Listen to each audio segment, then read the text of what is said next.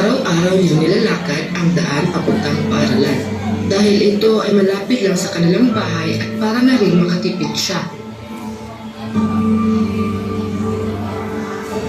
Isang araw, habang siya ay naglalakad, napansin niya ang isang matandang lalaki na nakaupo sa daan at malapit sa basurahan. Ito'y mukhang malungkot at hinang-hina. Nilapitan niya ito at kinausap. Lolo, bakit kayo nandito? Bakit po rito? Pagod lang ako, Iha. Napaupo lang ako. Sagot ng matanda. Inihabot ni Bea ang kanyang baong tinapay. Kain po kayo. Ingat po kayo, ha? At si Bea ay tumakbo na dahil mahuhuli na siya sa klase. Sumunod na araw, nakita na naman ni Bea ang matandang lalaki. Binigay niya ulit dito ang kanyang baon at naulit ito ng mga sumunod pang araw. Nagtaka ang ina ni Bea kung bakit gutom ito palagi pag-uwi ng bahay. Anak, bakit ka tumutang ka? Ayun, Sadyang marami lang po kami ginagawa sa paaralan. Kaya ako po ay sadyang napagod at nagutom. Wika ni Bea. Nang pumunta uli si Bea kinabukasan sa kinaroroonan palagi ng matanda, wala na ito roon. Ngunit nung siya'y luminad, nakita niya ito na maayos ang bihis at may kasamang babae na mukhang mayaman at mas bata ang edad.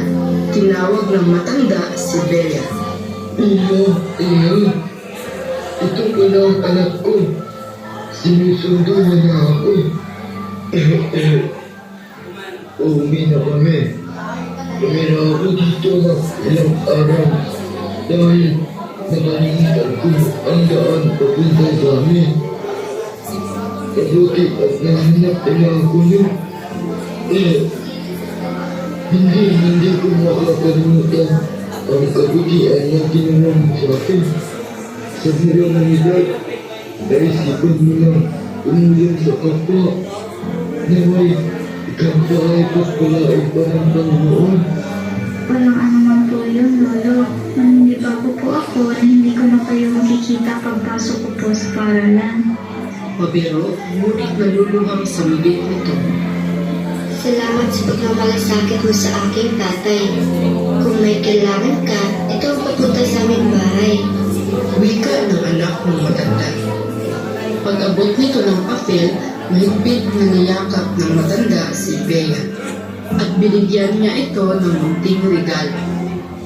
Ang pagmamahal sa kapwa ay walang pinipiling edad o antas ng buhay.